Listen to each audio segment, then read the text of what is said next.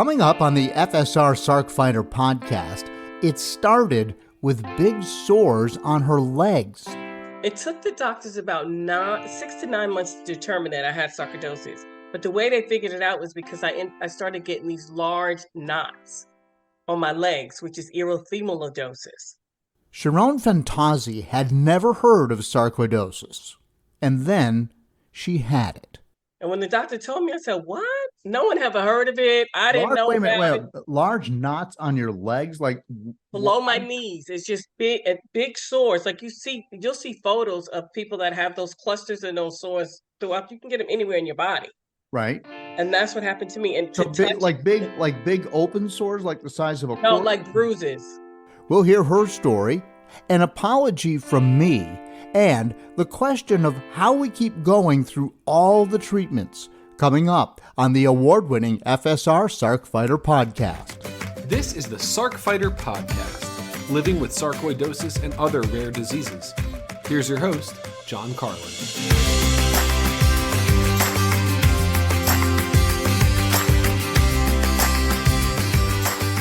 Hello and welcome. This is episode 102 of the FSR Sarc Fighter podcast. I'm your host, John Carlin.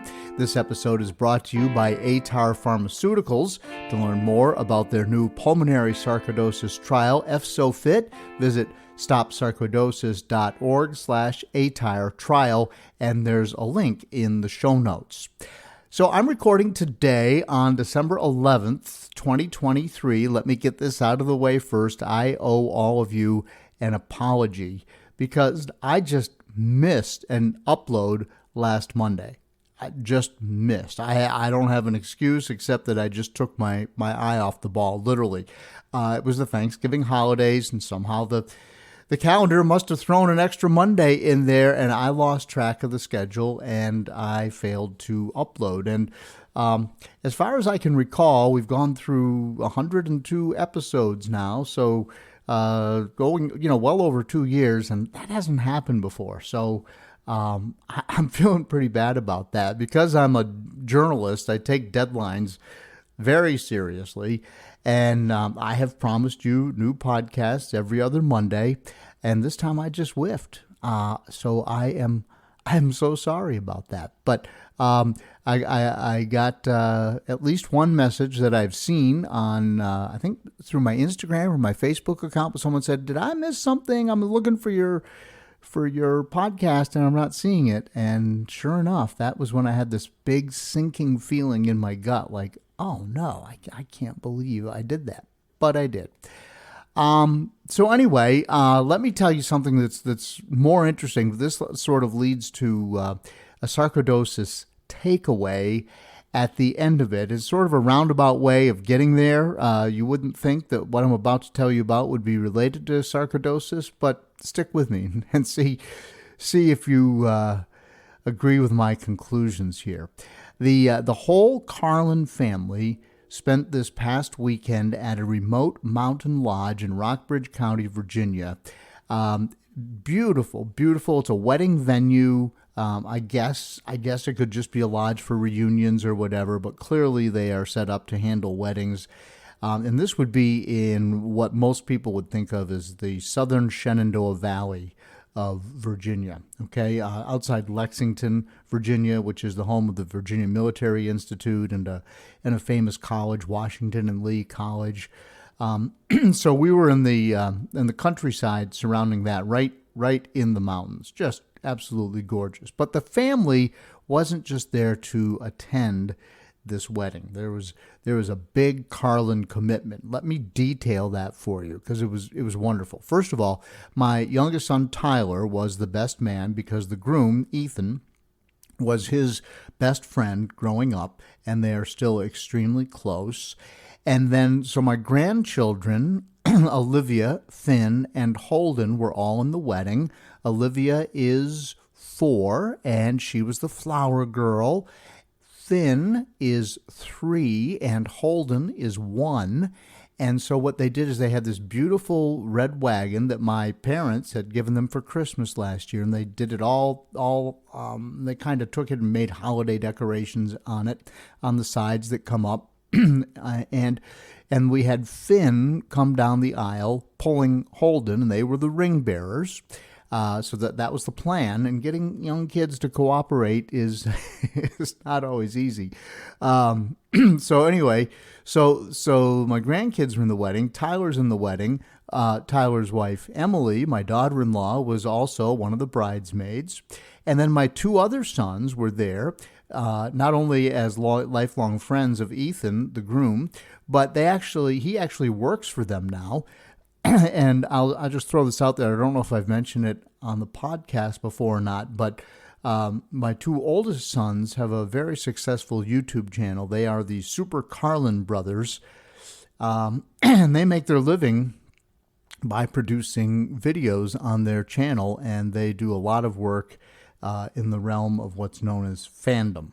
So think in terms of Harry Potter, of Star Wars, of Disney Pixar, of all of these different types of productions, whether it's, sometimes it's, Harry Potter started out as a book, right? But then became the movies, and now it's, it's everywhere. But these guys just do a lot of work within that area, looking at the movies, looking at different theories as to how the characters came into their various situations, looking at the backstories of characters, and it goes on and on and on, and I can't really explain it to you.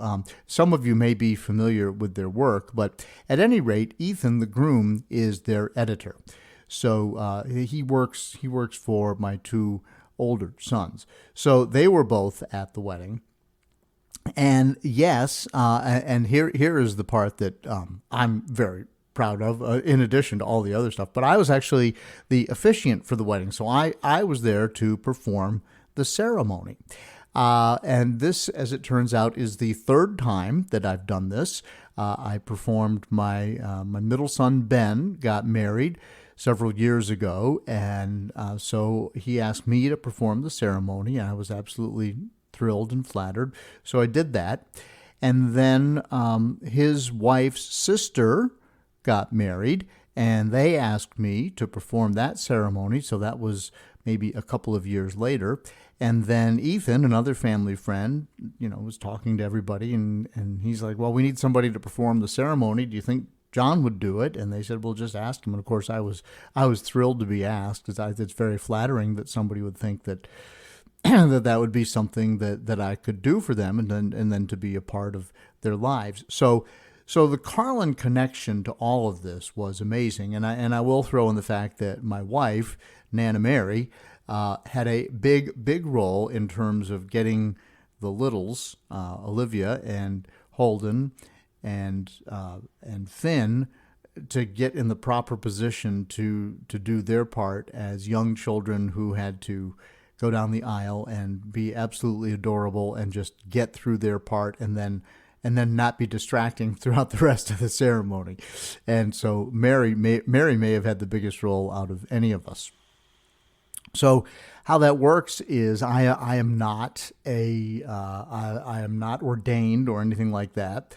And in Virginia, you go to the courthouse and you get a license to perform a single ceremony on the day in question, and then that's it. And every time I've done it, I thought it would be the only time or the last time that I would do it. So I went to the courthouse and I got my license to perform that ceremony on that day. And so we arrive at the wedding venue, and the bride's family is from Chicago, and we're in Virginia. And you know how it is. People come from all over the country, and they're at this gorgeous venue. And I got sick. I got really, really sick. Friday night was the rehearsal dinner, and I had been out of work one day last week, was feeling better. I'd had just a severe case of intestinal something or other, and spent a day pretty much wanting to be within running distance of the bathroom. Let's just leave it that way. But I rallied. I got better. Friday night's the rehearsal dinner. I went to the rehearsal dinner, pretty much ate, and my stomach was still off a little bit, but I ate mostly as normal. And then Friday night, I had a bad rebound. Bad. It was worse than it was when I was sick earlier in the week. let's just say both ends, okay? And it was bad. So I wound up staying in bed for most of Saturday. I could not eat anything. Mary went to breakfast. Of course, they've got all the wedding related events, and everything is self-contained at this wedding venue because it's like 10 miles into town. So that but they have everything on premises, and they do a great job. Mary goes to breakfast. She says, "I brought you some food," and throughout the day, I literally nibbled on a cold pancake, and that was all I was able to do. But my thing is not only was I feeling badly, like ill, but I was also worried, like I'm the wedding officiant. Like my whole family is here, the kids, the grandkids, the bride and groom, the families traveling from all over, and I cannot not do this. And so I said, all right, I'm going to stay in bed. I'm going to rest. And if I have one good hour on Saturday, it's going to be the hour that I perform this ceremony, right? So, and I am just sick with worry about not letting these people down. Well, so the wedding I had to be in place around 4 o'clock for the lineup. Around 2:30 or 3, I just put my clothes on. I got out of bed. I went out and I took a lap around the outside of the inn. Felt okay, felt okay. Hadn't eaten anything yet, but I said, "All right, I can do this. I've got the strength, and I'm not having to run into the bathroom every 20 minutes." So I did. I rallied and I did the ceremony, and it went off without a hitch.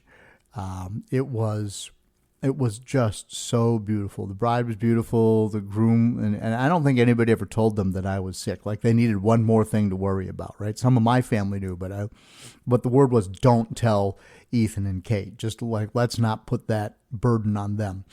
And then I will tell you, they had written vows that they were going to exchange, and they had them in these little booklets that they were supposed to give to me, that during the appropriate time of the ceremony I was supposed to give to them. They forgot their vows. And so I'm going through my checklist, and I'm like, I don't have the vows. I don't, what am I going to do? I don't have, so I went and saw my son, Tyler, the best man. I'm like, Tyler, no vows. And so they had to wind up going back, or there's 2 big inns on this property, but they're about a half mile apart. And there's, you can't walk between them. It is rugged territory. So they jump in the car, they run back down, they find the vows, they bring them to me, and they arrive literally with 2 minutes before we're supposed to line up and start the ceremony. So we got the vows, and that was great. And the grandkids were amazing. They were so cute. Little Finn pulling the wagon with little Holden in it, and Finn gets halfway down the aisle, and he's so proud of himself. And then everybody starts applauding, and he just stops. Like he's 3, and he's like, I don't want to say he's like waving to the crowd, but he just stops. He's looking around like, oh, wow, look what I did. And that made it even better. It made it even better. So he comes down the aisle, and then Olivia comes down the aisle, and she's throwing the flower petals, and she was wonderful, and she was just absolutely gorgeous in her little gown, and everything was super. The ceremony went off without a hitch, and I managed to rally and stay through a good part of the reception, and went to bed that night knowing that I had dodged a pretty significant bullet, and was just so relieved. Not that I wasn't sick anymore, but that I had done this, and had successfully helped these people out, because I had been so worried about it. Maybe I'm beating a dead horse here. I guess you get my point. So I went to bed thinking that I had dodged a bullet. Well, about the middle of the night, I woke up with this intense pain in the middle of my back. This was not anything that I had been feeling during the illness, during the sickness to date, right? I had all kinds of things, but I hadn't had any pain in my back. In fact, the last time I felt this type of pain, and I remembered it clear as day, was early December of 2018. Almost, I want to say almost to the day. All right. So this would have been December 10th. So it was back in 2018, and that time I wound up going to the hospital and spending 3 days in the hospital because of a flare of the sarcoidosis. And an MRI showed that I had inflammation all up and down my spinal cord. Now, just to give you a quick reset, for me, my sarcoidosis is neurosarc, and it is on my spinal cord. And it has been an issue for me, and I have some permanent damage to my spinal cord from my initial onset with sarcoidosis. Well, back in 2018, I'm in the hospital. I walked as if I was drunk. I couldn't walk a straight line. I could not use all of my bowel movements were not functioning properly because of the signal blockage from my brain. They gave me massive doses of IV prednisone, and they got it under control in a few days to where at least I could get out of the hospital. But that began basically a whole year of massive doses of prednisone, and all through 2019, they were giving me IV treatments of Cytoxan, which is a chemo drug. And I mean, 2019 was just awful. Okay. And you guys have heard me talk about that ad nauseum. But while I'm lying in bed and I have this pain in my back, I'm thinking, yeah, the last time I felt anything like that, it was the flare. And so everything starts going through your mind, right? I'm going through, not only does this hurt, but that's kind of beside the point. But what if? What if this is a flare? What if I have to go back and all of a sudden my 2024 is like my 2019? And I started thinking to myself, could I go through that again? I mean, could I, if they told me they were going to put me back on 80 grams of milligrams of prednisone and the chemo drugs, and I said, could I do that again? Would I just tell them no?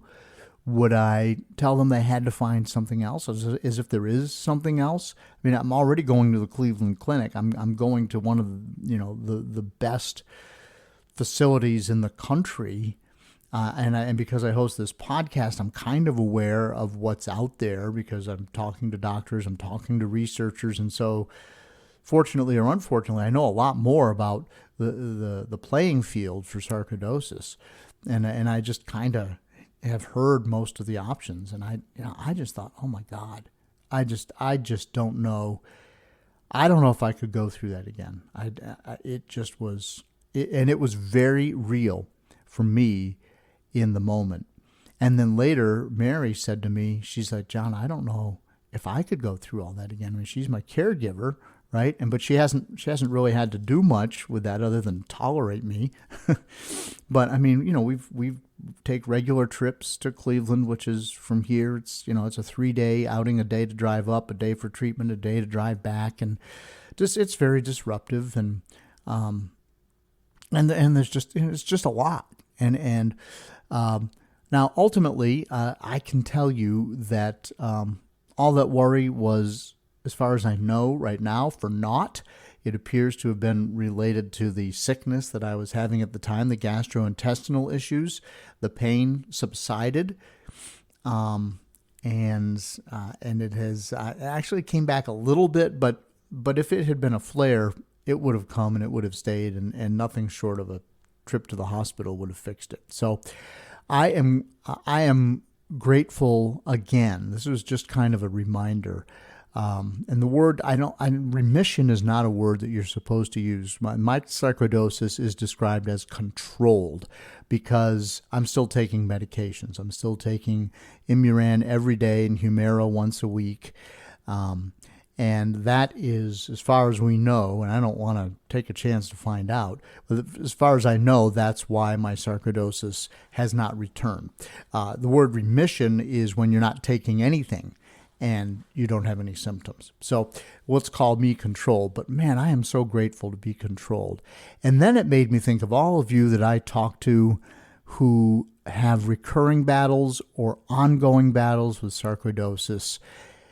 And you are in the struggle. Maybe you've never even ever had the sense of getting better, which I have had. because I'm essentially symptom free while it's controlled.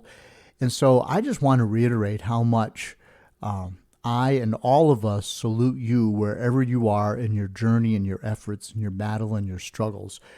This is a tough disease, and that's why I end every show here by saying, until next time, keep fighting, because that's really all you can do. It really is.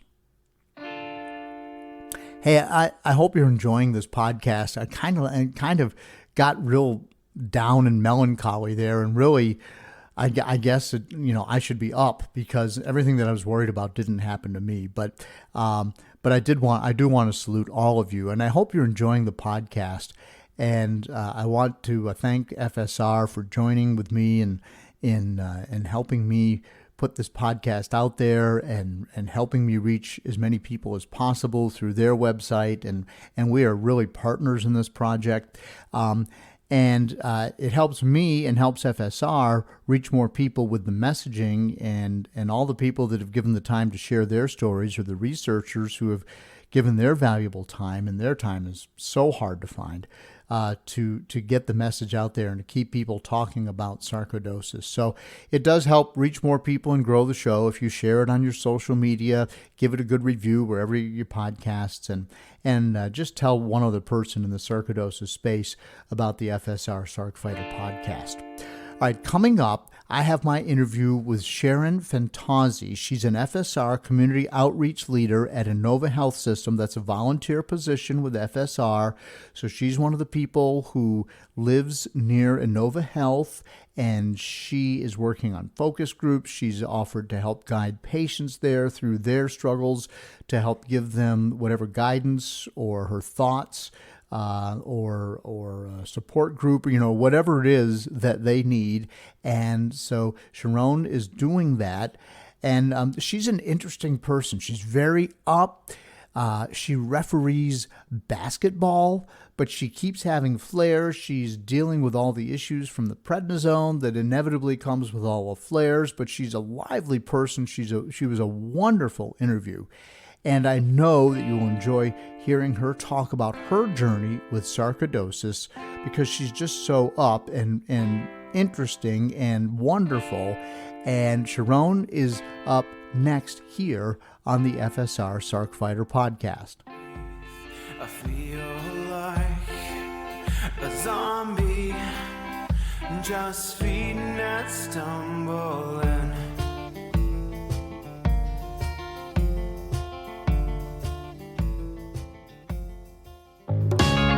Hi, I hope you're enjoying the Sarc Fighter podcast. You may be wondering, what can I do to help? How can I be a part of the sarcoidosis solution? It's simple. Make a donation to KISS, Kick In to Stop Sarcoidosis. 100% of the money goes to the Foundation for Sarcoidosis Research. Look for a link in the show notes of the Sarc Fighter podcast. Welcome back to the FSR Sarc Fighter podcast. Joining me now is Sherron Fantauzzi, who is joined. Are you in Maryland or Northern? It took the doctors about 6 to 9 months to determine that I had sarcoidosis. But the way they figured it out was because I started getting these large knots on my legs, which is erythematosis. 6 to 9 months to determine that I had sarcoidosis. But the way they figured it out was because I started getting these large knots on my legs, which is erythematosis. Virginia, Sherron. It's pronounced Sherron. Oh, Sherron, I am so sorry. It's okay. Yeah? I get that all the time. Okay. I live in Maryland, but I'm originally from New York, and I relocated to Lorton, Virginia, which is Fairfax, and that's my connection with Fairfax. Okay, gotcha. So, Sherron, I am so sorry about that. No worries. Should have got that straight ahead of time. Actually, I was looking at your bio on LinkedIn, and you went to a SUNY school, did you not? Yes, I did. Purchase, State University of New York at Purchase? Yes. Okay, because I'm a SUNY grad also. I went Are to you SUNY, really? I went to SUNY Plattsburgh, way up on the Canadian border. Oh, where it's nice and cold. Yeah, they have the 4th of July, and then the rest of the year is winter. Kind of Well, like, I'm originally no, from Westchester County, so that's yeah, why I ended up doing the whole SUNY. okay. Because I did Westchester Community College, which is a SUNY college as well, which is a Yeah, yeah, 2-year, right. and then go on to purchase to get my 4-year degree. And my wife and I met in college, but she also she grew up in Westchester, so northern So then Westchester you're County. familiar with our area. I know it a little bit. I know it a little bit. My wife would know it much better. My wife married. Well, let's talk about you and sarcoidosis, shall we? This is always a delicate, but where do you have Sarc in your body? First of all, My lungs. lungs. Mine Okay, is pulmonary. pulmonary. Okay, okay. And how did you first know that something was wrong? Tell us the story of how Sarc crept into your life. Okay, look, this is funny. It's not funny, but it's unusual. So I was diagnosed with sarcoidosis 27 years ago. Now, what happened was I went apple picking in Cantona, New York, which is Westchester, and at the orchard, I had a great time. It was nothing. I was fine. I went in perfectly fine, and it was with my sister's family and mine. My sister had recently been diagnosed with lupus. So when I started having shortness of breath and stuff, sarcoidosis has similar symptoms as lupus Mm-hmm. with the knots and things. Mm-hmm. And it took the doctors about 6 to 9 months to determine that I had sarcoidosis. But the way they figured it out was because I started getting these large knots on my legs, which is erythematosis. And when the doctor told me, I said, "What? No one ever heard of it. I didn't Large, know wait a minute, about it." large knots on your legs, like Below my why? knees, it's just big sores. Like you'll see photos of people that have those clusters and those sores throughout. You can get them anywhere in your body, Right. and that's what happened to me. And So to touch like big open sores, like the size of a no, quarter. like bruises, Oh, bruises. Okay. like a bruise, like a big bruises, And what did the and doctor call that? erythematosis. I've never heard of that. Really? Erythematosis. Yeah. Erythematosis. Okay. So So were you from that, misdiagnosed, or was that actually what it was? well, that's what it initially was, but it turned out it's sarcoidosis, a form of sarcoidosis. Okay. Because I Wow. had it on my knees, on my legs, and then that's when he had me go do the biopsy on my lungs. Because he Huh. connected it because he said, "I think you have sarcoidosis." After, sending me around to rheumatologists and ENT doctors and all of that, he Right. finally he actually put the puzzle together by saying, "Oh wait, these two things are connected," and that's what I ended up having, sarcoidosis. And once he realized it was that, he put me on 60 milligrams of prednisone Prednisone. because Uh-huh. I couldn't breathe. The problem was that I even knew I had an issue was because I couldn't breathe. I used to run hills and stuff, and where I come from is a lot of hills Right. in the area. And I used to go up the hill like no problem. Then all of a sudden it was like, and then walking across the room became an issue. So it was all because of the breathing that even sent me to the doctor. Not and then after he had me go on the I call it the Globetrotters tour through all these doctors and all this Right. blood work, the knots showed up. And the knots is what made him realize what it was. But no one knew much about it, so I didn't talk about it. So initially when I fast forwarded moving here, and I've been under the care of Dr. Ariel, who's the person that referred me to Uh-huh. the Foundation of Sarcoidosis and Research, but he's a pulmonary specialist, and he's the lead person at I Inova. know Fairfax Hospital Right. for lungs. And when I connected with him immediately because he had a curiosity about the disease, he listened to every patient. And so I finally felt heard, right? Here I have somebody that seems like, oh, they believe that I'm exhausted from doing nothing. They believe I slept 8 hours. I woke up because part of one of the symptoms is fatigue. And you could go to sleep and wake up and feel like you haven't even rest. He got it. So when I would go in and I talked to him, I was like, oh my God, I was so tired. And then I didn't tell my families really too much about it because they wouldn't understand it. I didn't understand it. But I Right. went through all of this with the prednisone and stuff. Then I come here. And then from the relationship that I have with Dr. Ariel, he all of a sudden I got this email from Mindy saying, would you be interested in being a part of the Foundation of Sarcoidosis and Research? I'm like, I've never even heard of them. I had sarcoidosis for 27 years. I never heard of them. Never heard of FSR. No, Wow. not until Wow. Dr. Ariel.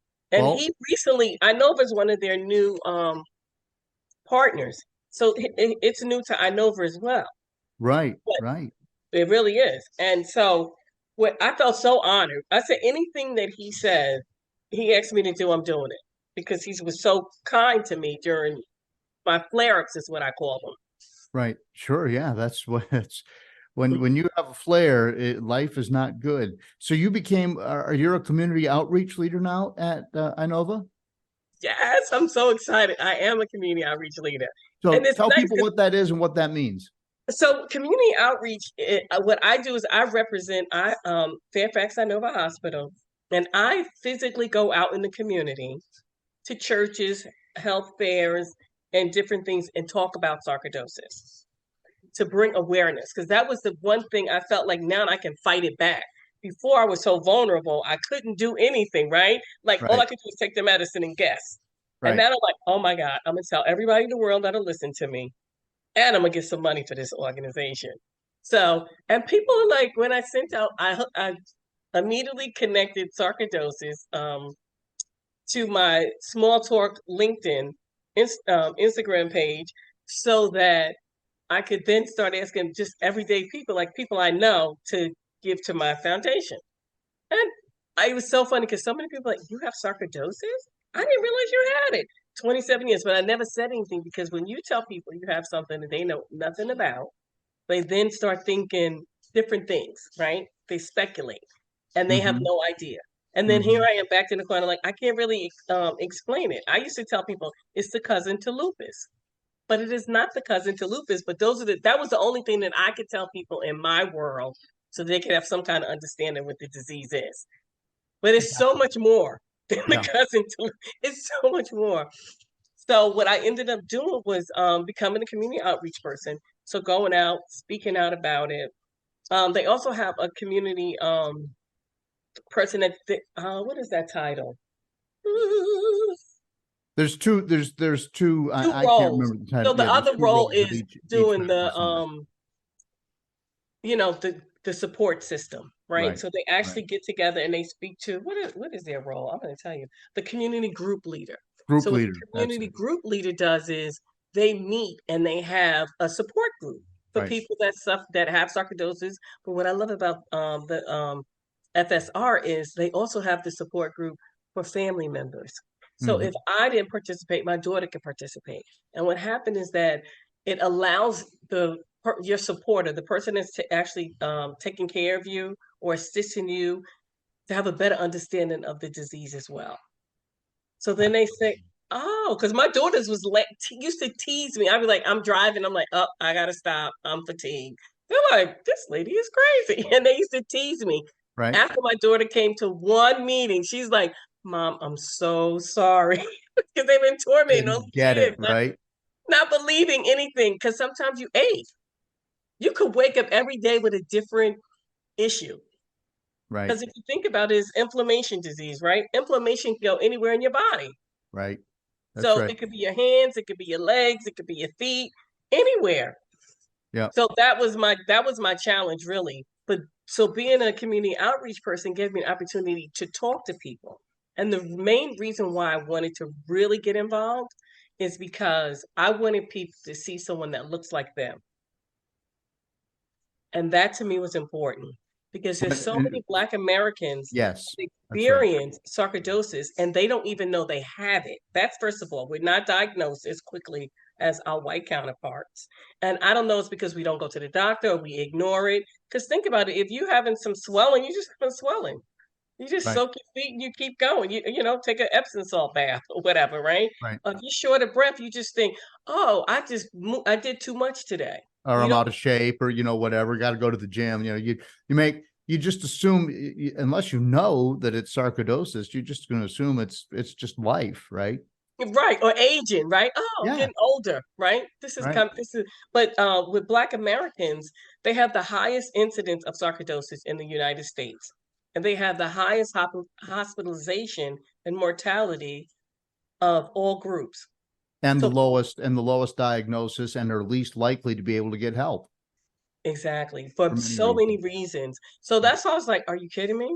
And just going out in the community and just talking about it, so many people are going to the doctor to check out the things that they had wrong with them that they like didn't think about it, right? But I Yeah. gotta go check that out. It could be this. And the thing with sarcoidosis, it hides. It takes them forever. Not now, then. But because we have FSR, and they are the leading they're the leaders in this nonprofit organization when it comes to sarcoidosis. They do the most research, and they truly get everyone involved, right? So what can I do? You can get involved as much and as little as you like. Right. That's the best thing about this organization. They Right. understand that, okay, you suffer from sarcoidosis.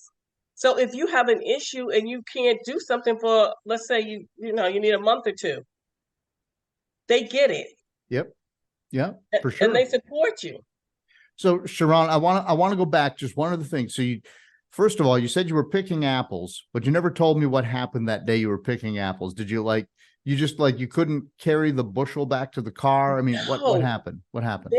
So what happened was, after going apple picking, I went home and I started feeling tired. Uh-huh. It was the fatigue that got me first. Okay. And then I started having shortness of breath. Okay. And so for 6 to 9 months, they didn't figure out what it was. But the first day you were picking apples and you went home and you were like more tired than you should have been. Right. But I equate that to, because the only thing that I did out of the norm, out of the norm, was going apple picking. So Got the doctor said, I believe you had allergic reaction to the pesticide, which Ah, caused the sarcoidosis to be triggered. He said it's probably already been always in your body, okay. and it triggered it. I'm sorry, I should have said that part. No, that's all right. That's all right, because we leapfrogged ahead, and that was interesting too. But I just wanted to connect that dot. So that's interesting. The pesticide triggered it. I think, and the other thing I want you to do is talk about the diagnosis, because a lot of people get a rash around their ankles. Right. And that was my case. All right. And I disregarded it for a couple. I thought it was dry skin, I mean, or my pants rubbing because I was hiking or something like that.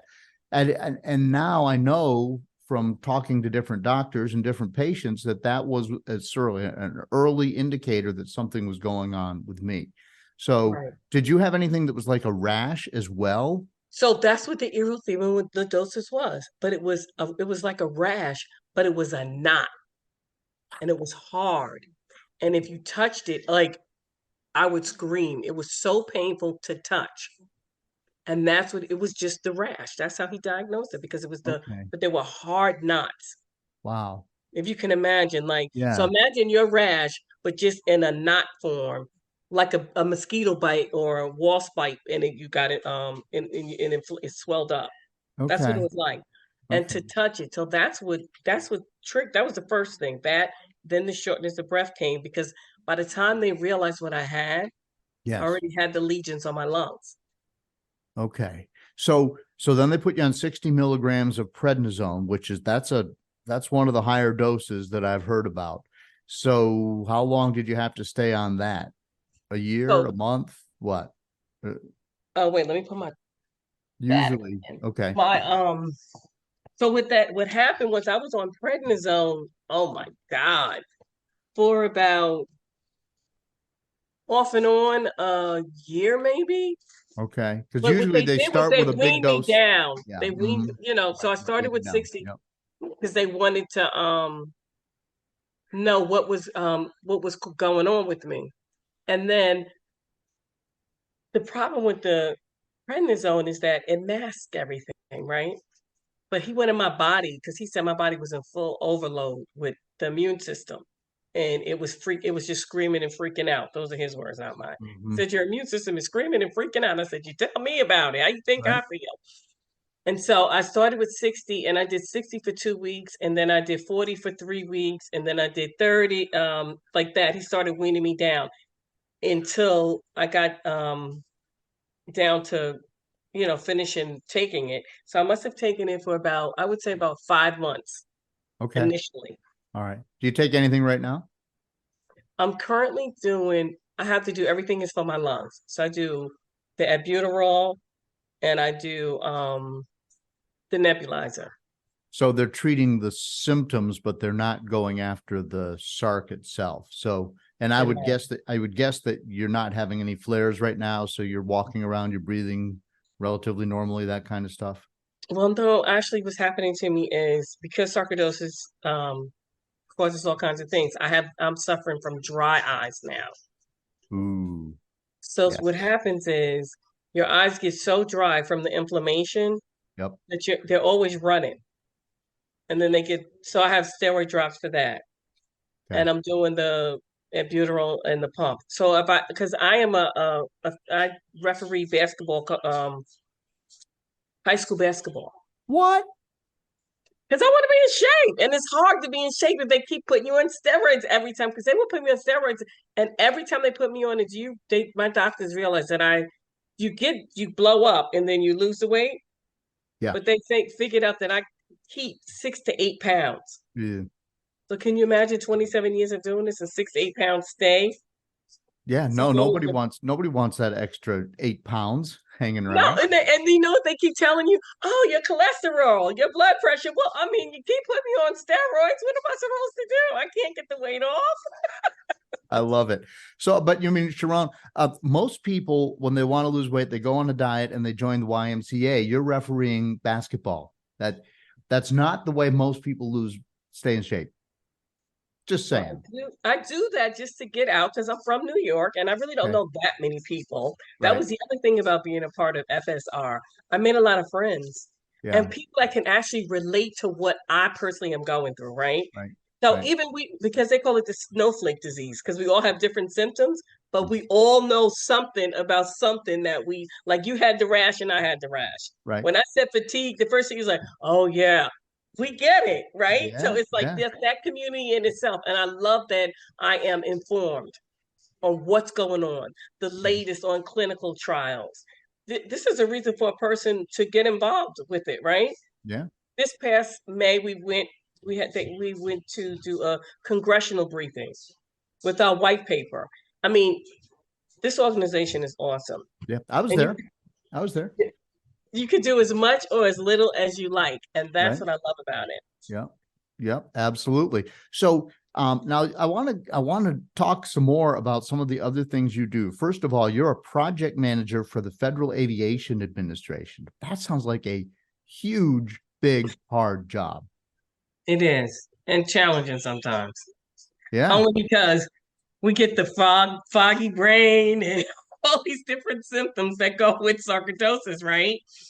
And it is. But what I do is I know that I am at my peak in the morning.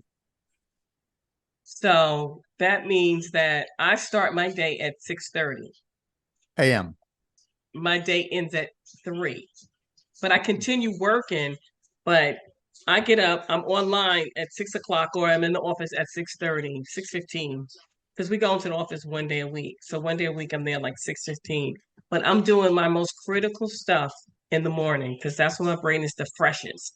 And that's the thing you learn as a sarcoidosis person. You know when you can function and when you can't, right? So 3 o'clock is when I start doing things that are not as critical. Got it. It's a balance. That makes perfect sense. I'm that way also. Unfortunately, I also do the 11 o'clock news. And so PM? Yeah, PM. Yeah. Oh my God. So, but I like to get these podcasts recorded in the morning when my mind is sharp. And then anyway, I try to portion it out throughout the day. That's all I can do. But the brain fog is real, right? It is so real, and people don't believe. And I actually ended up suffering with I got COVID. Did you? Oh my God, it was terrible though. And what made it so bad was you're already short of breath, right? Yeah. You don't know. Right. And I didn't. All I had was shortness of breath, and then all my regular sarcoidosis issues. And so when I went to the doctor and they said it was positive, I was like, "What?" The only thing I had that I didn't have with sarcoidosis is I lost my appetite. Okay. Because sometimes with sarcoidosis, because I have sinus problems, I can smell, I can't smell. It was the Right. weirdest thing. It was the Right. weirdest thing. That is. And that fatigue is real. That bringing fog is real. Right. So, well, in addition to that job and you getting up at 6 o'clock in the morning and doing all that, you actually host a show, a public access show. So what's it called? What's that all about? So the name of this show is Small Talk. And it's because I'm from New York, it's Small Talk. Walk. Right. See, look. Okay. 3 A's. Okay. 3 A's. Got And it. the reason why I started is because it was so much going on the news, and it was just, to me, noise, because it was just too much going on back when I created the show. Right. And it's just to keep the community connected. So with shows about, like, I think my first show recorded was FNAYA, which is a nonprofit organization, and it stands for Families Alleviating the Need in America. And Okay. it's a group of women that came together, and they have all these different initiatives: Christmas Wish, book bag, college care packages. They take young kids camping that have never left out their neighborhood, like all of this fabulous stuff. So that's what I'm doing, right? I'm showcasing people, just everyday people on my show, and keeping people connected to what's going on in their community. And initially when I started it, I needed something to take my mind off of being in a strange environment, because I just moved here. Mm-hmm. Different flare-ups happening because of stress, because that's the other thing. You could say, "Oh, I'm not stressed," and then you have this flare-up and you try and figure out why, because really you are stressed and you haven't You're identified stressed. it. That's right. So it was a form of relaxation for me, coming up with ideas, coming up with the questions, speaking to the person in advance, prepping. It was wonderful. I love it. So and the thing I like about it is because it's public access. So if I want to record it in the early evening or Saturday or Sunday, I can do it whenever I need to do it. And so I do it in the studio first. They have first dibs to it, meaning they air it first. Right. And then I upload it on my on my Facebook, YouTube page. YouTube. Okay. Yeah, I use YouTube and for people to see it. And I started that because my mom is in New York. And so she said, "I want to see your shows. I want to." I'm like, "Ma, it's public access, really." Mm-hmm. Mm-hmm. But she always thought I was going to be a star. So that's why I put it on YouTube, so that it was for my mother to see, nobody else. And then other people started looking at it. So I got a few subscribers and a few people. But the Okay. good thing about it is I'll be able to interview Dr. Ariel December. So I'm excited Nice. about that. Nice. So if you live in Northern Virginia, how do people watch it on TV? Is it on the local cable network? Is It's there a on Channel number? 10. Channel On 10. Channel 10. It's the local Fairfax Fairfax. Okay. station. But what I'm doing now is, because I'm talking about sarcoidosis and a little more serious things, I'm going to connect with the public access channel here in Maryland. Mm-hmm. And I'm going to do one in Westchester, because I have a big, I'm from there. I grew up there. Everybody knows me. Right. And I have it airing in my little town called Greenburgh, so that people can just see what I'm doing. And the connections that I'm talking about are connections that anyone could have anywhere. Right. Right. And if you want to give, you could go online and give if it's something that you want to give, but also too, to get the information out about different things, just like sarcoidosis. Mm-hmm. Yeah, I hope that you'll take your channel and talk about sarcoidosis as much as you can, because that's just a great opportunity to continue to spread the word. And you, obviously, because you're the community outreach leader and all that. I mean, you know the drill. And how many people out there have sarcoidosis or walking around with it and don't know it? They just think they're tired, or they just think they have a rash, and they never even ask their doctor, well, could it be sarcoidosis? But also too, doctors are now just learning about it, really. Mm-hmm. I'm telling you, I believe, because I went to see different people. They had no idea. They didn't know Right. what it was, Mm-hmm. right? They're just starting to get familiar with it. And I would say in the last maybe 10 years or so. Like it's Mm-hmm. just starting to get, because you have famous people like Bernie Mac, he had Right. You sarcoidosis. sure did. Tisha Campbell has sarcoidosis. There's people like famous people, now that these famous people, and they're people in the Black community, right? Right. So when they hear about these people, like, oh, wait a minute. And then they think, I might have had this, or this might have been that, or, you start looking at yourself. But I found that a lot of older people, like older, like over 50, like 70 and Right. older, Right. Yeah. have sarcoidosis and just went through all of these different flare-ups and had no idea. Right. No idea. Right. It was my brother-in-law's sister. She had it. And it was because of her. She would see me, and that's how I knew I had dry eyes. Because I'm Mm-hmm. in a community, nobody knows about sarcoidosis. Right. And my eyes, I said, oh my God, my allergies. I ran into her in the store one day and I was like, oh, my allergies are crazy. She said, that's not your allergies. She said, that's sarcoidosis. See under your eyes? And now she's pointing, you see under your eyes, you have this little dryness? She said, you better go to your doctor and go see your ophthalmologist. She was right. She was a Wow. sarcoidosis It patient. was And she sarcoidosis. knew.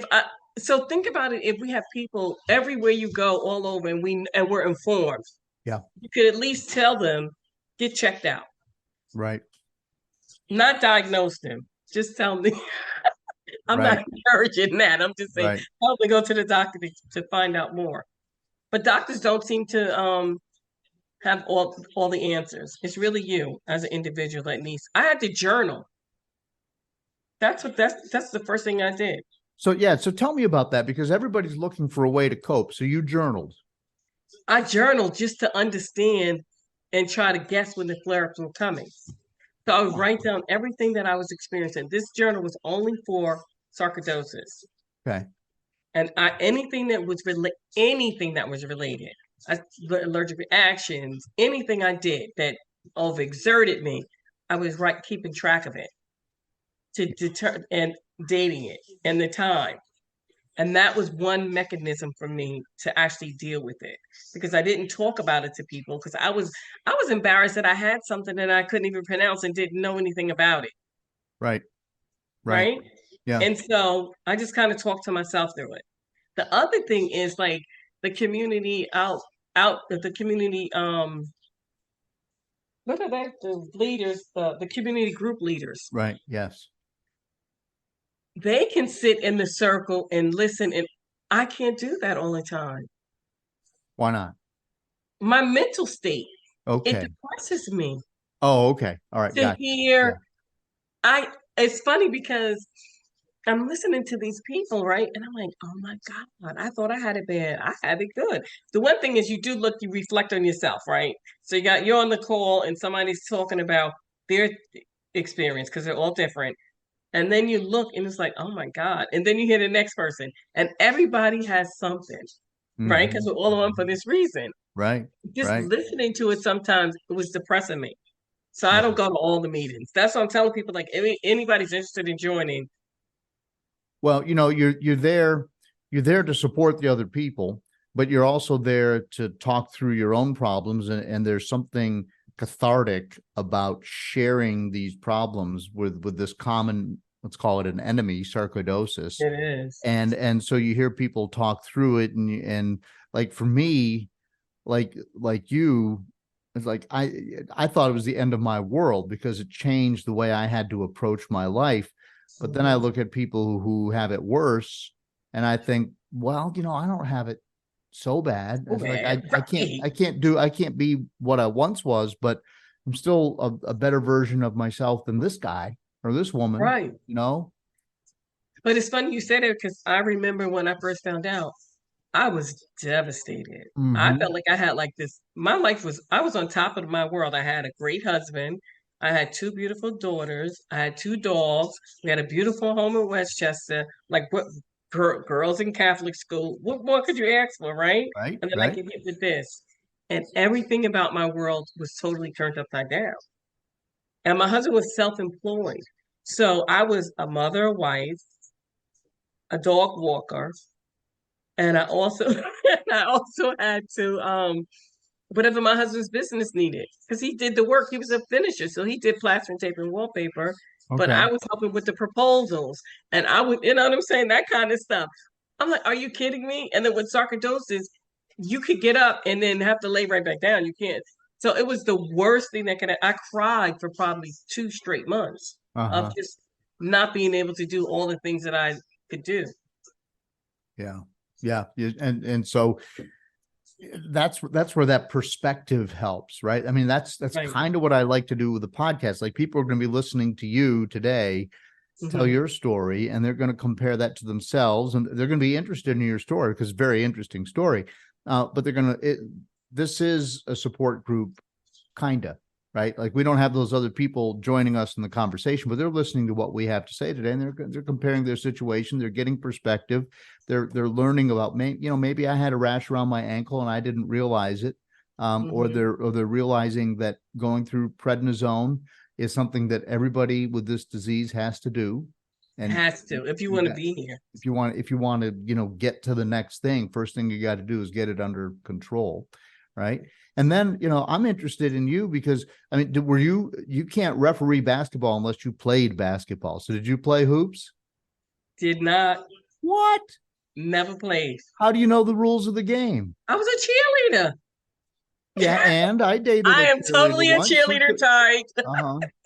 So, But so you know when courses. somebody gets hacked, and when there's a reach, and when there's a carry and double dribble and all of that. Of dribble. course I do.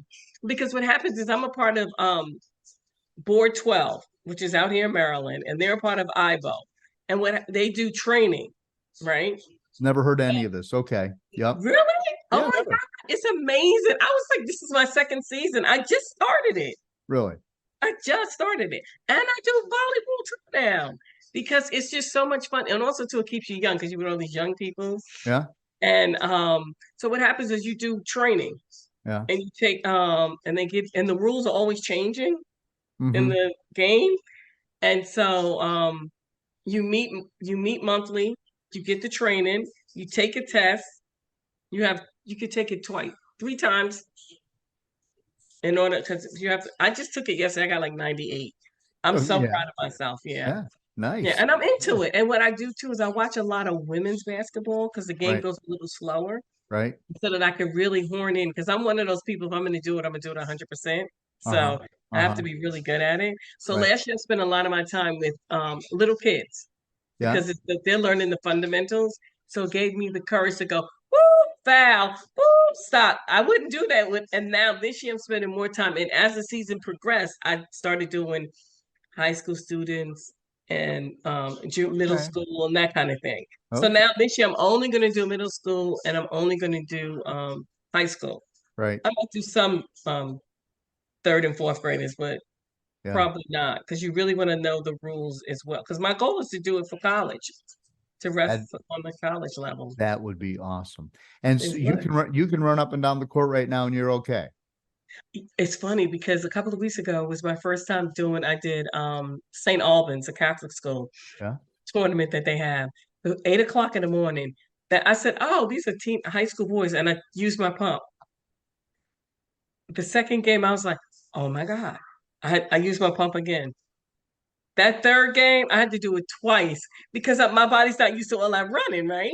Right. I had to do it twice in the beginning and then midstream because I was just like winded, like totally winded. And I said, okay, girl, you forgot you have sarcoidosis. You have to slow down. And then you teach yourself how to breathe. Did you find yourself is yours respiratory as well, or you just have to? Mine is it's on my spinal cord. It's neurosarc. Ugh. So so it's kind of messed with my legs a little bit. So, but I used to play basketball. No way. So you know all the running I'm talking about. Oh, I for did sure. the men's league too. The men's league gets angry with me because I'm like, dudes, you're all here getting the same NBA contract. Nothing. Right. Nothing. Right. Knock it off. This is a 40 and older league, because they're so serious and you didn't see that. You didn't call it. That's the hardest part, getting that abuse from them. Right.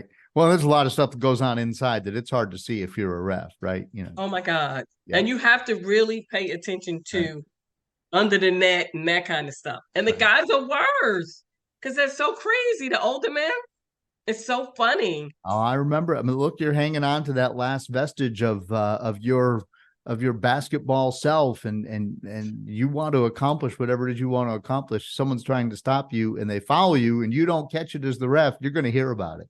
Oh my God. Oh my God. But it's fun. The thing is that the part I like about it is because it forces me to stretch in the beginning, Yeah. to stretch in the end, and to walk every single day. Like I may not be able to do, because I was just looking at joining the gym. I really want to do swimming. The swimming is the best exercise because mine sarcoidosis affects my joints. And so my rheumatologist said that the best thing for me to do is to swim. And he said if you swim every day, then that would be good for you. And Sure. I don't have time to be doing that because then I got to wash and blow dry my hair every single day. I can't do that. I don't do Well, that. yeah, no, I mean the hair thing is that's hard. That's why a lot of swimmers have the short hair and all that. And Hmm. I did a couple of triathlons, and so I was spending a lot of time in the pool. And Hmm. I'm a TV guy. I mean, so and my hair, it's not like it's not as difficult as your hair, but my hair was so stiff from the chlorine that I could go back and look at tapes from the 2 or 3 years when I was really I was going to the pool 2, 3 times a week. I don't know how the viewers put up with it. But that part of Right? it, but it's actually one of the best exercise, that and walking. Yeah. Because I really can't do a whole lot of jumping. And also too, I recommend people do strength training Yeah. Right. and stuff to work on balance. Because as we get older, our balance gets off. So I'm finding myself trying to do all of these things, and it's not enough hours in the day. Right. Right. My You wife's know, trying to get me to do yoga for all those same reasons. but yoga is really good. You should try it. I got to turn in my man card if I go do yoga. No, you don't. Just do it at home privately. Well, maybe I can do that. Yeah. There's some new yoga outfit that just came to town. It's a franchise. And she said, "Oh, Mhm. you should come. You should do it with me. I'm going to the initial meeting." Not a single man in the whole meeting.